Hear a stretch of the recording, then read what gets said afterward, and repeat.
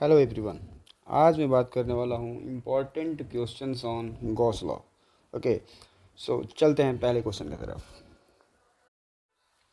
ये क्वेश्चन कहता है दोस्तों कि अपने पास एक चार्ज है क्यू, जो कि इस कोन के टॉप से एच हाइट ऊपर रखा हुआ है ये।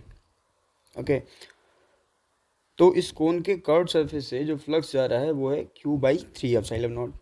हमें क्या करना है, बताना है कि अगर इस चार्ज Q को हम लोग यहाँ से उठा के पॉइंट B पे रख दें तो कितना फ्लक्स जाने वाला है इसी सेम कर्व्ड सरफेस से। ओके, ध्यान से देखना दोस्तों, ये एक लॉजिकल क्वेश्चन है। अगर हम लोग इसको इसी तरह का एक कोन लेके कंप्लीट कर दें, ओके, तो ये जो अब बना, ये क्या बना है, अब कंप्लीट क्लोज सरफेस। इस चार्ज के वजह से इस पूरे क्लोज सरफेस से जो जाएगा फ्लक्स, उसकी वैल्यू कितनी आने वाली है दोस्तों, Q by epsilon not, right. और जब ये चार्ज यहाँ पे है तो इस केवल इस सरफेस से कितना फ्लक्स जा रहा है दोस्तों, वो जा रहा है कितना दोस्तों, Q by three epsilon not. तो जो बचा ये ऊपर वाला, इससे कितना जा रहा होगा, इससे जा रहा होगा टोटल माइनस इससे। तो टोटल जो था अपना वो था क्यू बाई एप्सिलॉन नॉट, नीचे वाले से जा रहा था Q by three epsilon naught, ऊपर वाले से जाएगा इनका डिफरेंस यानी कि two Q by three epsilon naught जाएगा दोस्तों। ओके, मतलब हमें ये मालूम चल गया कि इस सरफेस से इस चार्ज की वजह से जो फ्लक्स जाने वाला है वो जाने वाला है Q by three epsilon not. जरा इस फोटो को मैं अगर ठीक से बनाऊं, उल्टा करके बनाऊं, तो क्या बनने वाला दोस्तों, ये अपना वो कौन है, ऊपर वाले कौन की बात कर रहा हूँ मैं, इसकी। यहाँ पे कुछ एच नीचे एक चार्ज रखा है क्यू, इससे जो फ्लक्स गया वो कितना गया दोस्तों, वो गया है Q two Q by three epsilon naught. यही तो पूछ रहा था अपने सवाल में। देखो सवाल में क्या पूछ रहा था कि जब इस चार्ज को क्यू को ए से बी पे रख दिया गया है तो इस सरफेस से कितना फ्लक्स जा रहा है, वही तो मैंने निकाला इधर, राइट। तो अपना आंसर जो आ जाएगा इस सवाल के लिए क्या आ जाएगा दोस्तों, आंसर आ जाएगा two Q by three epsilon naught. Okay, so चलते हैं नेक्स्ट क्वेश्चन की तरफ। इस सवाल में दोस्तों कहता है कि हमें इस सेमी इनफाइनाइट रॉड के वजह से इस कोन के कर्व्ड सरफेस से कितना फ्लक्स पास हो रहा है ये बताना है। गॉस लॉ के हेल्प से हम लोग ऐसा कह सकते हैं कि जितना फ्लक्स इस वाले सरफेस फ्लैट सरफेस में इंटर किया होगा उतना ही इनसे बाहर निकला होगा, दोनों का जो मैग्नीट्यूड होगा वो बराबर होगा। तो हम लोग दोस्तों निकालने वाले हैं कि ये जो flat surface of the cone है और यहाँ पे एक ऊपर की तरफ एक रॉड रखा है, ठीक है। तो इस फ्लैट सरफेस से कितना फ्लक्स गया, अगर ये निकाल लें हम लोग तो बस वही अपना आंसर होगा किसके लिए, कर्व्ड सरफेस के लिए भी। सेमी इनफाइनाइट रॉड के लिए आप लोगों ने पढ़ रखा होगा कि जो ई का वैल्यू आता है वो आता है के लेमडा बाई आर। आर पे डिपेंड करता है दोस्तों, और इस वाले रॉड से हर पॉइंट का डिस्टेंस जो है क्या है, अलग अलग है। तो हम लोगों ने एक ऐसा एलिमेंटल एरिया कंसिडर किया जिसके हर पॉइंट पर हम लोग आर को बराबर समझ सके, यानी ई अपना कांस्टेंट हो सके। ओके, तो ये जो मैंने लिया एलिमेंट, यहाँ से आर डिस्टेंस दूर और इसकी खुद की जो विड्थ है दोस्तों वो है डी आर, ठीक है। तो इस छोटे से एलिमेंट से जो फ्लक्स जाएगा, मैं अगर उसको डी फाई बोलूँ, वो आ जाएगा ई into D S. Total flux निकालना होगा हमें, तो हम लोग इसको इंटीग्रेट कर लेंगे दोस्तों, जिसकी वैल्यू आएगी इंटीग्रेशन के लेमडा बाई आर, और इस डी एस की वैल्यू दोस्तों two pi R D R है। ओके, इसमें जो दोस्तों आर का लिमिट होगा वो होगा जीरो से उस कोन का रेडियस आर। इस इंटीग्रेशन को सॉल्व करने के बाद दोस्तों जो आंसर आता है वो आता है lambda R by two epsilon naught. मैं ऐसा होप कर रहा हूँ कि आप लोग ये बड़ी आराम से निकाल पाएंगे। ओके,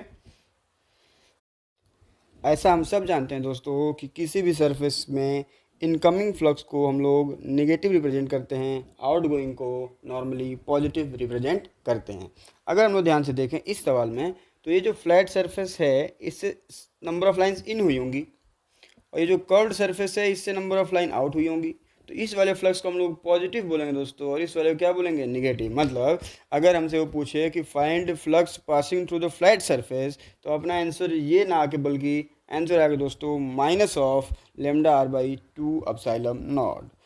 और अगर पूछे कि फ्लैट सरफेस के बजाय कर्व्ड सरफेस से कितना गया, तो अपना आंसर पॉजिटिव में ही आएगा दोस्तों। ऐसा हम लोग कन्वेंशन मान के चलते हैं, राइट। चलिए मैं आपको लेके चलता हूँ अगले सवाल की तरफ। ओके, ये सवाल कहता है दोस्तों कि अपने पास एक सिलेंडर है जिसका लेंथ L, रेडियस R, उसके एक्सिस पे किसी एक तरफ से L/4 डिस्टेंस दूर एक चार्ज Q रखा है। हमें इस चार्ज की वजह से कर्व्ड सरफेस ऑफ सिलेंडर के थ्रू फ्लक्स बता देना है। ओके,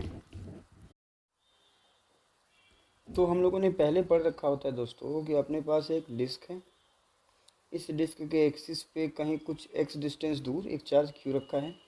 तो इस डिस्क से कितना फ्लक्स पास कर रहा होगा, उस फ्लक्स की वैल्यू कितनी आई थी दोस्तों, मैंने आप लोगों को पुराने वीडियोज़ में याद भी कराया था, Q/2 epsilon not 1 minus cos theta, very theta क्या था दोस्तों, इस डिस्क के सबसे टॉप को अगर मिलाएं हम लोग ये लाइन और एक्सिस के बीच का एंगल था दोस्तों।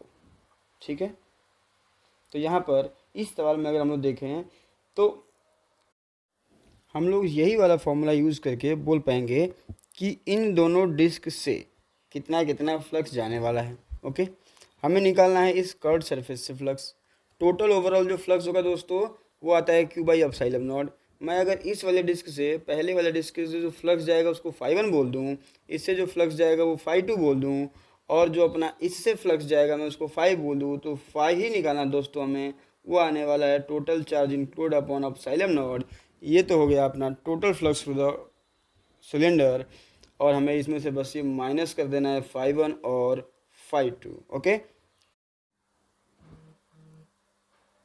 ये अपना एज इट इज रहेगा Q/एप्सिलॉन नॉट। φ1 लिखने के लिए दोस्तों Q/2 एप्सिलॉन नॉट तो है ही, 1 माइनस कॉस ऑफ, इस एंगल को फोटो में देखा ध्यान से, मैं अगर θ1 बोल दूँ तो यहाँ आने वाला है कॉस θ1। और अगर मैं इस φ2 की बात करूँ तो Q/2 एप्सिलॉन नॉट 1 माइनस, और अगर मैं इस वाले एंगल को φ2 θ2 बोल दूँ तो ये आ जाएगा कॉस θ2। ओके दोस्तों, कॉस θ1 और कॉस θ2 हमें पता है बड़ी आराम से। इन दोनों की वैल्यूज़ को अगर हम लोग इसमें पुट कर देंगे तो अपना आंसर आ जाएगा दोस्तों। मैं आपको कॉस θ1 लिख के दिखाता हूँ। कॉस θ1 आएगा दोस्तों बेस बाई हाइपोटेनस, जिसकी वैल्यू आ जाएगी दोस्तों L/4 डिवाइडेड बाई हाइपोटेनस, जो कि आने वाला है R² plus L²/16। Okay, similarly मैं अगर कॉस θ2 पूछूँ तो वो आने वाला दोस्तों 3L/4 root over R² plus L² 9L²/16। Okay दोस्तों, इसकी वैल्यूज़ को हम लोग पुट कर देंगे, हमें अपना आंसर मिल जाएगा। ठीक है, चलते हैं हम लोग अगले सवाल की तरफ।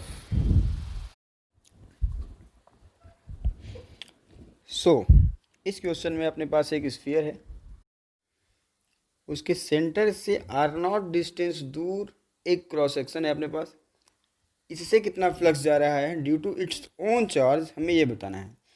स्फीयर के बारे में बताया गया है कि इसका जो वॉल्यूम चार्ज डेंसिटी है वो रो है, जो कि कांस्टेंट है थ्रू आउट द वॉल्यूम, ये कांस्टेंट है। सैडेड एरिया से हमें फ्लक्स बता देना है। जरा इस क्रॉस सेक्शन को हम लोग अलग से फिर से बनाना है दोस्तों। आप लोगों ने पढ़ा होगा कि स्फीयर के केस में सेंटर से कुछ स्मॉलर डिस्टेंस दूर जो इलेक्ट्रिक फील्ड आता है वो अवे की तरफ आता है, और उसकी वैल्यू होती है ρr/3 एप्सिलॉन नॉट। ओके, और इस सरफेस के हर पॉइंट का जो डिस्टेंस है फ्रॉम द सेंटर वो अलग अलग है। ई कांस्टेंट है नहीं, हमें इस छोटे से एलिमेंटल एरिया ds के पास पहले d फाई निकालना होगा। इस ds का डायरेक्शन किधर होगा दोस्तों, क्या वो इधर की तरफ होगा परपेंडिकुलरली आउटसाइड। ठीक है, इन दोनों के बीच के एंगल को मैं अगर थीटा मान लूँ, क्या ये वाला भी अपना थीटा होने वाला है दोस्तों। ये डिस्टेंस कितना दिया है सवाल में R0, और ये कुछ R डिस्टेंस दूर मैंने ले रखा है। तो यहाँ से d फाई कितना आ जाने वाला दोस्तों, d फाई आ जाने वाला है अपना rho R by 3 epsilon naught, ये तो हो गया अपना E, into D S into cos of उन दोनों के बीच का एंगल जो कि थीटा है दोस्तों। पूरे क्रॉस सेक्शन से फ्लक्स निकालने के लिए इसको हम लोग इंटीग्रेट करेंगे दोस्तों। वो आने वाला है कुछ रो बाई 3 एप्सिलॉन नॉट, ये जो है कांस्टेंट टर्म इंटीग्रेशन के बाहर आ जाएगा दोस्तों। और मिलने वाला है हमें R into cos theta into D S का इंटीग्रेशन। ओके, ध्यान से देखिए, जो आर कॉस थीटा है ये क्या है दोस्तों, ये जो है अपना आर है, ये थीटा है। तो क्या आर कॉस थीटा की वैल्यू यही आनी है जो कि आर नॉट है, और ये आर नॉट भी कांस्टेंट ही होगा, इसको हम लोग बाहर ले सकते हैं। तो ये आ जाएगा rho into R naught upon 3 epsilon naught integration of D S, जो कि इसका कंप्लीट एरिया आने वाला है दोस्तों, जिसकी वैल्यू होगी pi R square minus R naught का स्क्वायर। ओके, होप आप लोग समझ पाएंगे सवाल को। चलते हैं नेक्स्ट क्वेश्चन की तरफ। ओके, ये क्वेश्चन कहता है दोस्तों कि we have electric field in a certain region given as 3ax² I cap. Okay, उस रीजन में हमें रो की वैल्यू बताना है, volumetric charge distribution, volumetric charge density की वैल्यू बताना है, रो बताना है। ओके, सो मैंने क्या किया दोस्तों कि उस रीजन में ओरिजिन से x डिस्टेंस जाके dx लेंथ का एक सिलेंडर एज्यूम किया है जिसकी क्रॉस सेक्शन ds है। मैं इस सिलेंडर से पास करने वाला ओवरऑल फ्लक्स निकालूंगा पहले, वो फ्लक्स मिल जाएगा अपने को, वहाँ से मैं चार्ज और डेंसिटी के बारे में सोचूंगा।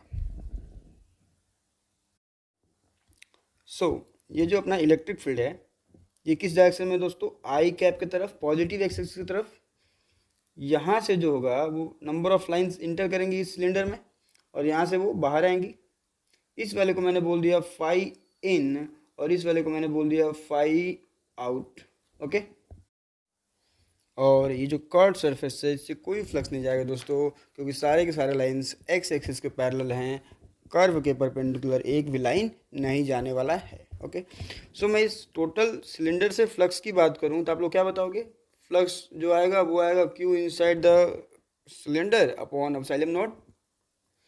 और मैं अगर दूसरे तरीके से बात करूं पूरा कैलकुलेशन वाइज, तो ये फ्लक्स की वैल्यू आएगा फाई कितना बाहर निकला माइनस कितना फाई इनसाइड आया, phi out minus phi in. By convention हम लोग आउट वाले को पॉजिटिव लेते हैं दोस्तों और इन वाले को नेगेटिव। फाई आउट की जो वैल्यू है दोस्तों वो होने वाला है 3ax प्लस डी एक्स का स्क्वायर इंटू डी एस। क्यों x प्लस डी एक्स, क्योंकि उसका जो x कोऑर्डिनेट है वो है x plus D x. Okay, और जो फाई इन की वैल्यू आने वाला दोस्तों वो आने वाला है 3ax² डी एस। इसको थोड़ा सिंप्लीफाई करता हूँ दोस्तों, तो ये आता है 6ax D X into D S. ध्यान देना दोस्तों, इस पर मैंने एक टर्म को नेगलेक्ट कर दिया है, इसका नाम है 3a D X whole square into D X. D X बहुत ही छोटा है, उसका स्क्वायर करेंगे और छोटा होगा, उसको हम लोगों ने नेगलेक्ट कर दिया। ये आया अपना अभी तक। अब जरा वापस इधर आए हम लोग, फाई जो आया था Q in upon epsilon not, क्या क्यू इन को मैं लिख सकता हूँ उस दुनिया का रो जो कि वेरिएबल हो सकता है, मगर ये एलिमेंट इतना छोटा है कि इसमें हम लोग इसको कांस्टेंट ट्रीट कर सकते हैं। तो ये आ सकता है रो इंटू डी वी, इसका जो भी वॉल्यूम होगा इस सिलेंडर का, ओके, अपॉन एप्सिलॉन नॉट। मैंने इस फाई को इधर रख दिया, तो ये मिल गया अपने को क्या, rho into D V divided by epsilon naught बराबर 6ax D X into D S. ध्यान से देखो दोस्तों, ये जो D X into D S है, क्या ये अपना डी वी ही है? सोचो, ये जो सिलेंडर है इसका लेंथ कितना डी एक्स, इसका क्रॉस सेक्शन कितना डी एस, वॉल्यूम कितना आ जाएगा D S into D x. तो ये जो डी वी था उसी का तो वॉल्यूम था, और ये भी डी वी है, कैंसिल हो जाएगा। यहाँ से दोस्तों रो की जो वैल्यू आ जाएगी, ध्यान से देखो, एप्सिलॉन नॉट को हम लोग इस साइड भेज देंगे, ये आ जाने वाला है 6ax एप्सिलॉन नॉट, जो कि कांस्टेंट नहीं है दोस्तों, ये x पे डिपेंड करता है, मगर हम लोगों ने बहुत ही छोटा एलिमेंट लिया था तो कर पाए ऐसा। ओके, आगे मैं आप लोगों के लिए एक असाइनमेंट देता हूँ, कृपया उसको ट्राई करें। ये जो क्वेश्चन है कह रहा है अपने पास एक स्क्वायर है जिस पे charge uniformly sigma charge density से डिस्ट्रीब्यूटेड है। हमें उसके सेंटर से a/2 डिस्टेंस ऊपर वाले पॉइंट पर इलेक्ट्रिक फील्ड बताना है। ओके, इसका जो आंसर आता है दोस्तों वो आता है E at point P is equals to sigma divided by 6 epsilon not. इसको ट्राई करें, आंसर आता है कमेंट बॉक्स में कमेंट करें। ओके, नहीं आता है तो ask for the solution. Thank you.